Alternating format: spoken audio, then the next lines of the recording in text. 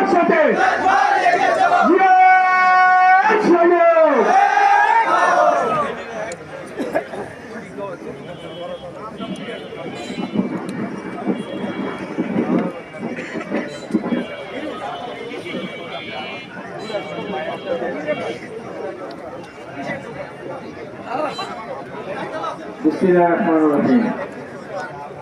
সিদ্ধিগঞ্জ থানার 2 নম্বর word BNP আয়োজিত আজকে লিফলেট বিতরণ এবং নির্বাচন পূর্ববর্তী পথসভার প্রিয় সভাপতি এই ওয়ার্ড বিএনপির সভাপতি জনাব মোহাম্মদ আলী, মঞ্চ উপবিষ্ট সিদ্ধিগঞ্জ থানা বিএনপির সংগ্রামী সভাপতি মাজেদুল ইসলাম, সিদ্ধিগঞ্জ থানা বিএনপির সাবেক সাধারণ সম্পাদক